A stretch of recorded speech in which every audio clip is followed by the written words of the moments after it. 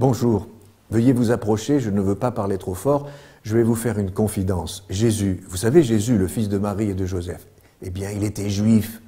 Oui, je le sais de source sûre, Jésus, le fils de Dieu, était juif. Mais attendez, vous ne savez pas tout, ses parents aussi étaient juifs, Marie était juive et Joseph était juif. Pire encore, tous les amis de Jésus étaient juifs, Pierre, Jacques, Jean et tous les autres, et même Judas était juif. Dieu lui-même a choisi le peuple juif pour se révéler aux yeux des hommes, car l'histoire ne commence pas avec Jésus, mais bien avant. Et là encore, ils étaient tous juifs. Abraham, Moïse, Noé, tous les grands prophètes, sans oublier Jean-Baptiste. Vous le saviez? Bien sûr que vous le saviez, mais peut-être l'aviez-vous oublié. Pourquoi vous dire cela aujourd'hui? Parce que tout récemment, dans une émission de télévision, un humoriste s'étonnait que le pape Benoît XVI, qui délivrait son message de Noël dans la salle Clémentine du palais apostolique devant les cardinaux et les membres de la curie romaine, ait notamment fait l'éloge d'une étude du rabbin Gilles Bernaille sur l'atteinte à l'authentique forme de la famille constituée d'un père, d'une mère et d'un enfant. Une atteinte à laquelle nous nous trouvons exposés aujourd'hui, a dit le pape. Et cet humoriste de s'étonner, on aura tout vu. Voilà que le pape cite les propos d'un juif. Faut-il faire remarquer à cet humoriste, ne lui en déplaise, que c'est une habitude chez le pape de citer des juifs, Matthieu, Marc, Luc, Jean, Paul, Pierre et même Jésus, et oui, même Jésus. D'ailleurs, le pape n'est pas le seul à citer des juifs. Les évêques aussi, les prêtres aussi, et une foule de laïcs. Voilà de bonnes raisons pour comprendre que l'on ne peut être chrétien et antisémite. Toutes les racines du christianisme sont juives.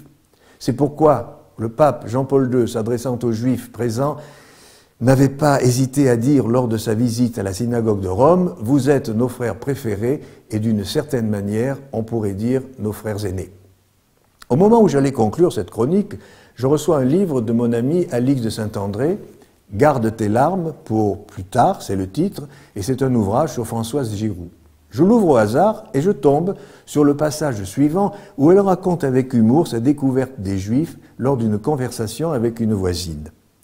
Quand ils apprennent que je m'appelle Cohen, beaucoup de gens changent d'attitude, m'avait dit ma voisine. Je débarquais de Saumur, dit Alix, j'entrais en terminale et nous venions de déménager et je n'avais pas encore 17 ans.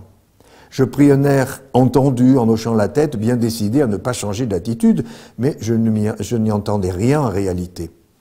À l'appartement, je demandais à ma mère ce que ça voulait dire. « C'est un nom juif », me répondit-elle. Pour moi, les juifs étaient dans la Bible ou dans les livres d'histoire, et je ne savais pas qu'il y en avait des vrais, en vie, de l'époque contemporaine, des cousins de la Vierge Marie, en plein Paris, dans ma classe.